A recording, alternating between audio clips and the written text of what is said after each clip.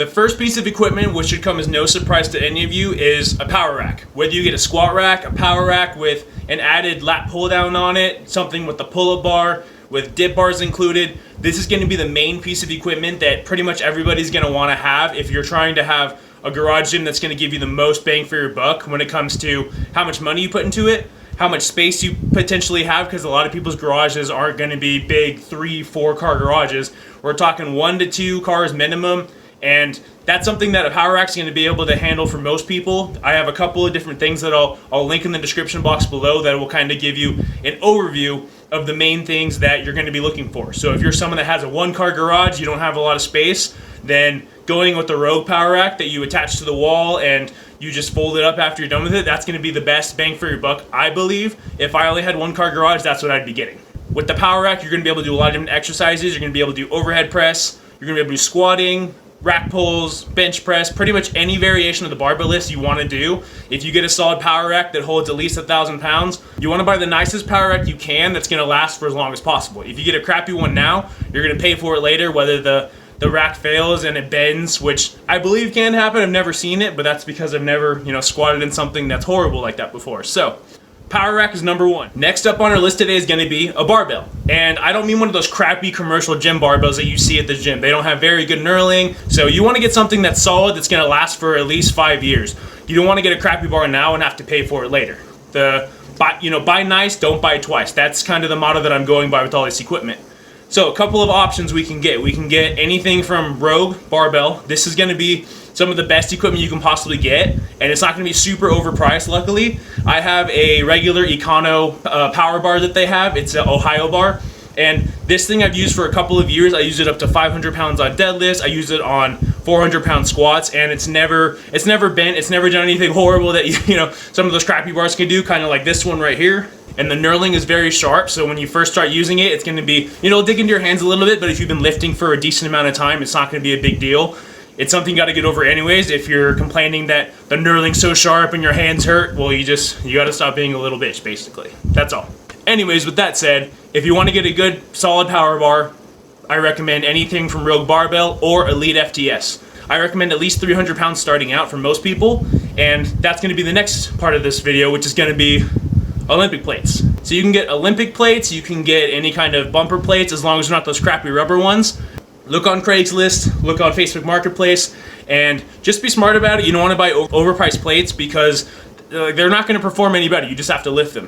And these last two I'm going to be going over are adjustable benches and adjustable dumbbells. So for adjustable benches, if you just get a basic flat bench, that kind of narrows down how many different exercises you can do. You're only going to be able to do flat bench press, flat dumbbell bench press, that kind of stuff. But if you get a nice incline-decline bench, you're going to be able to do a lot of different exercises. You're going to be able to do, seated military press with like a flat back on it, which is awesome.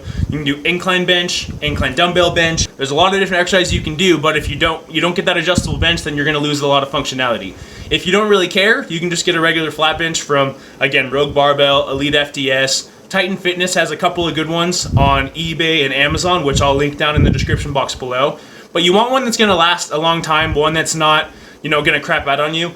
Get a nice, strong, adjustable bench that can hold a couple 100 pounds on it at least, because if it only holds 300 pounds and you weigh 200 pounds, then what is that, like 100 pounds you can add on to that thing without it potentially breaking?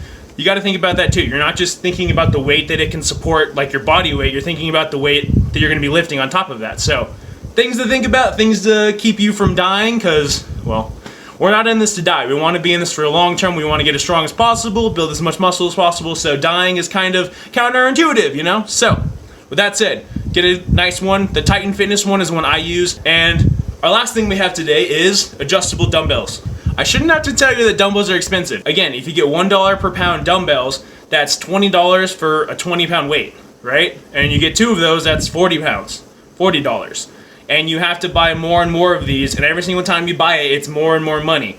So, an idea that I had a long time ago was, why don't I just buy some adjustable dumbbells, some dumbbell handles? You can just add your basic Olympic plates on there, and that's it. Like you throw those on there, you put the plates on there, and you're good to go. You can do any kind of dumbbell movements, overhead press, dumbbell bench press, dumbbell rows, etc.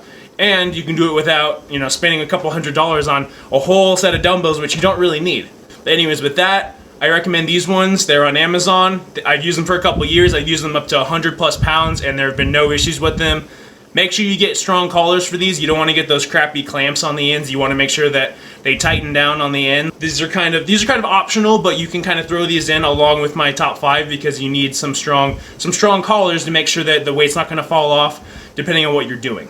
But that's it for me. I hope you guys enjoyed. Next week, I'm going to go over my other 5 things that I recommend you put in for a home gym. These things aren't as important, but they're nice little additions that'll give you more options in the gym. If you're trying to build a home gym and you're not sure what to look for, that's going to be the video. But this is the top 5 that you should be getting. These are the things that you need to get no matter who you are. Investing in a bunch of machines that go in the garage are not a very good investment whatsoever. You're not going to be able to do big bench presses, squats, deadlifts, overhead press if you don't have this, the right equipment for it. Hope you guys enjoyed. If you guys have any questions, comments, or concerns about any of the equipment recommendations I gave today, definitely leave me a comment below. If you think I'm full of shit, feel free to leave a dislike, because even the dislike is engagement, and that's what YouTube's all about. But hope you guys enjoyed. Hope you guys all have an awesome Christmas and an awesome New Year's.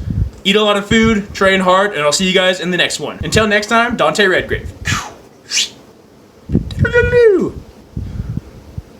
All right.